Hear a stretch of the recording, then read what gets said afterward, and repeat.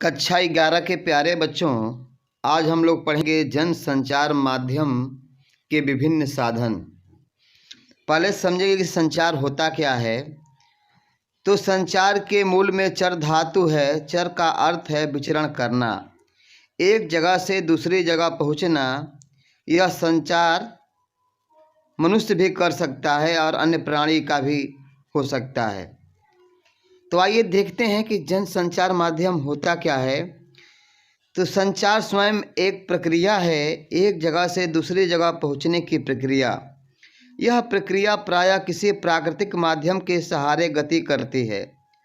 उदाहरण लेकर करके हम बोल सकते हैं कि ध्वनि तरंगों और वायु तरंगों के सहारे में हमारी बात पहुंचती है। इसी प्रकार प्रकाश तरंगे हमारे स्पर्श, संवेदन, इशारे आदि भी संचार के माध्यम बनते हैं, परंतु हम इन मूल कारणों को संचार माध्यम नहीं कहते हैं।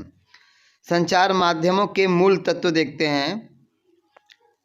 संचार के मूल तत्व निम्नलिखित हैं, जैसे संदेश देने के बारे में सोचना, एनकोडिंग या भाषा वृद्धि करना, डिकोडिंग या भाषा ग्रहण करना, संदेश को समझना तथा प्रतिक्रिया करना। आइए देखते हैं संदेश संचार। इसमें आपको 5 नियमों से चलना पड़ेगा, जैसे संचारकर्ता, कूट द्वारा संप्रेषण, कूटवाचन, प्राप्तकर्ता और प्रतिक्रिया। संचार के विविध प्रकारों पर प्रकाश डालते हैं। संचार के विविध प्रकार: सांकेतिक संचार, मौखिक संचार, अमौखिक संचार, अंतःवैयक्तिक संचार, समूह संचार और जन संचार। तो आइए देखते हैं। संचार मुख्य रूप से आते हैं उसके मुख्य बिंदुओं पर, जैसे संचार स्वयं एक प्रक्रिया है, एक जगह से दूसरी जगह पहुंचने की प्रक्रिया। यह प्रक्रिया प्रायः किसी प्राकृतिक माध्यम से सहारे गति करती है। आइए देखते हैं संचार की भूमिका पर प्रकाश कैसे डाला जाता है। किसी संदेश को भेजने वाला संचारक या स्रोत कहलाता है। उसका प्रथम गुण है संदेश की स्पष्टता, दूसरा गुण है संदेश को प्राप्तकर्ता के अनुकूल कूटीकृत करने की क्षमता रखना। और संचार शब्द की उत्पत्ति चर धातु से हुई, जिसका अर्थ है चलना या एक स्थान से दूसरे स्थान तक पहुंचना। आपने विज्ञान में ताप संचार के बारे में पढ़ा होगा कि कैसे गर्मी एक बिंदु से दूसरे बिंदु तक पहुंचती है। इसी तरह टेलीफोन के तार बेतार के माध्यम से भी आगे की कुछ चीज़ें दिख सकती हैं, जैसे जरिए मौखिक या लिखित संदेश को एक जगह से दूसरी जगह भेजने को भी संचार कहा जाता है। लेकिन हम यहाँ जिस संचार की बात कर रहे हैं उसे हमारा तात्पर्य 2 या 2 से अधिक व्यक्तियों के बीच सूचनाओं, विचारों और भावनाओं का आदान प्रदान है।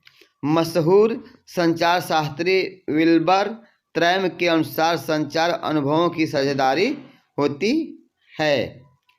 संचार के कुछ रूपों को हम देख सकते हैं, जैसे पहला होता है प्रिंट माध्यम। प्रिंट माध्यम में हम जैसे प्रिंट माध्यम में आ जाएगा समाचार पत्र, पत्रिकाएं, न्यूज़पेपर आदि। दूसरा होता है बेतार का तार, जिसमें आ जाएगा आपका, बहुत ही आसान तरीके से कह सकते हैं, मोबाइल, इंटरनेट आदि। आगे जब बढ़ेंगे तो एक होता है दृश्य श्रव्य संचार, जिसे देखा जाता है, और हम ये भी कह सकते हैं कि वह दृश्य संचार जो होता है एक तरह का मुख्य बिंदु होता है, जिसे हम टेलीविज़न, इंटरनेट आदि चीज़ों का जिक्र कर सकते हैं। जैसे मुख्य रूप से इंटरनेट हो जाएगा आपका, जिसे हम देख भी सकते हैं और सुन भी सकते हैं, और टेलीविज़न उसके प्रमुख अंग होते हैं, जिसमें हम समाचार को पूरी तन्मयता से सुनते भी हैं। और सबसे अंतिम होता है जिसे हम कहते हैं श्रवण संचार माध्यम, जिसमें हम मुख्य रूप से क्या देखते हैं कि रेडियो जो होता है ये सिर्फ इस पर सुना जा सकता है और देखा जा सकता है।